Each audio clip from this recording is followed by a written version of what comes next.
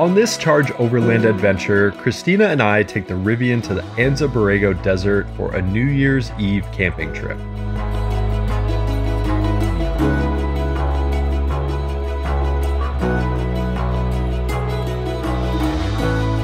We find a couple awesome spots to camp, explore some canyon trails, and run into a few surprises during our trip. When we left the LA area, it was a rare, cold and dreary day, at least cold by LA standards, but we were excited to get to Anza Borrego because the forecast was for sunshine and mild weather.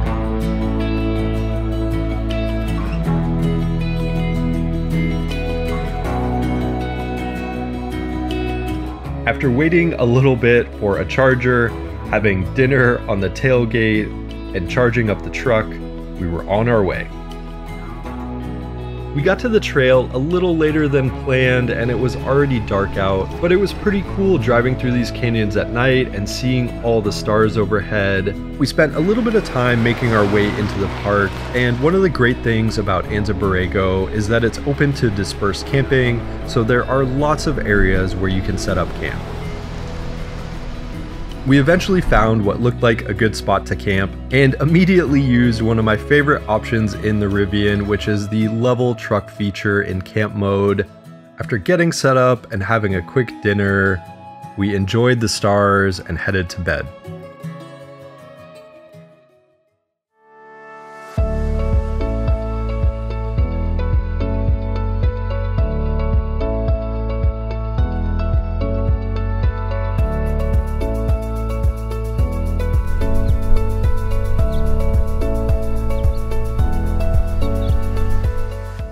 Alright, we just finished up breakfast here.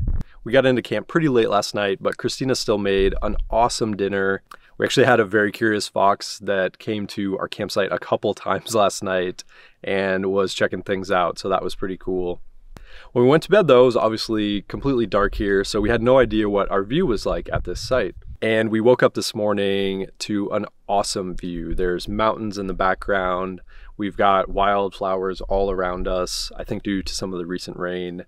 It's just a really cool campsite. So we're gonna pack up in a few minutes here and explore some of the trails in the area and hopefully find ourselves another awesome campsite for tonight.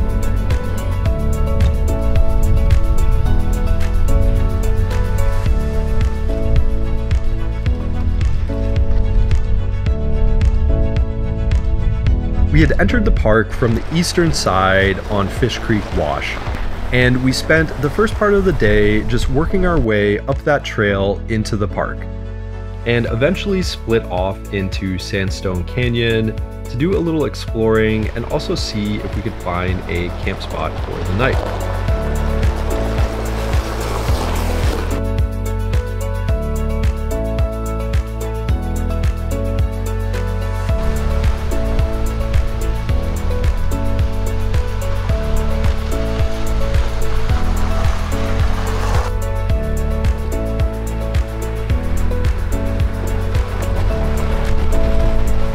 Now, the Sandstone Canyon Trail is pretty narrow in most areas, but we did find one spot that hadn't been claimed yet, and it was a perfect location to set up camp.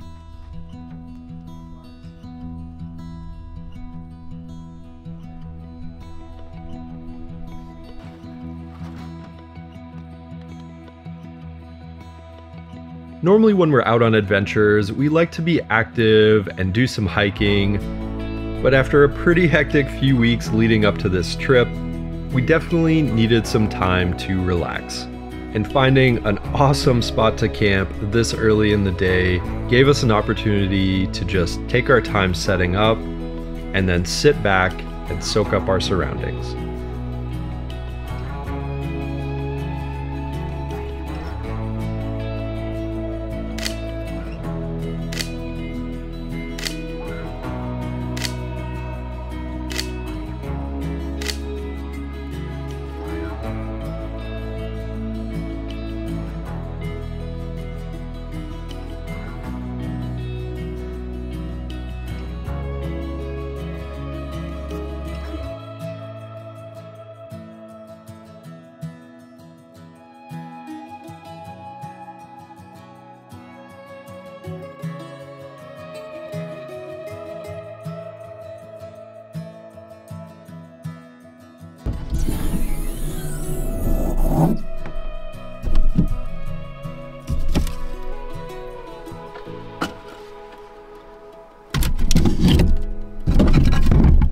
A little after sunset, we started up a fire and also ended up cooking our dinner over that fire because I had forgot to bring the propane for our camp stove.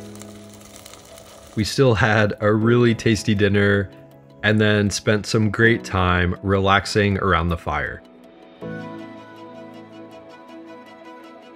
So as the clock turned over to midnight on New Year's Eve, we were under the stars, and I gotta say, this was a pretty relaxing way to ring in the new year.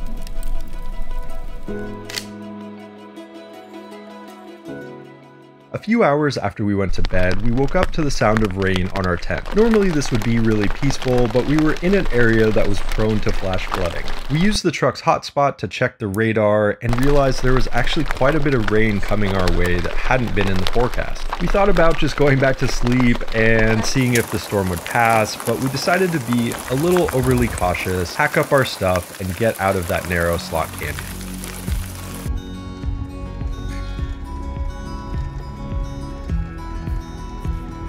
We got off the trail and back to the main road a little before sunrise, used the built-in air compressor to air the tires back up. We had originally planned to head to Borrego Springs to charge, but we actually had enough battery left to make it back to the fast charger in the Palm Springs area before heading home.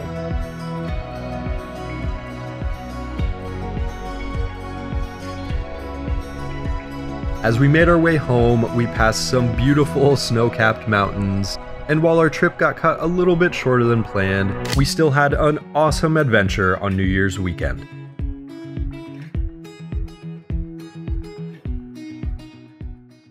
So a quick behind the scenes of planning this trip. I had found that the Anza Borrego Desert has open dispersed camping, which is really nice because you don't have to book a site in advance. From there, I went on to PlugShare and just checked the fast chargers in the area and found that there was one in Indio that was somewhat close to the park. So then I mapped the route out in Gaia GPS from the charging station down the highway and into the state park. The reason I did it on Gaia is because it allowed me to actually track the trail driving as well. And after a quick calculation, it was about 90 miles one way, which would be 180 miles round trip. And with a few days of camping, this gave us plenty of extra battery to be able to make this trip. Also, as I mentioned earlier in the video, we did have a backup charging station planned in Borrego Springs. Now, this isn't a fast charger, so it would have taken a while to fully charge the truck, but it's definitely a much closer option. If we had done a lot of trail driving in the park and run the battery down more than planned, we had a second option where we could charge just outside of the park for a little bit if needed. Thanks for watching, everyone. If you enjoyed this video, subscribe to the channel and stay tuned for lots more awesome Rivian content coming your way.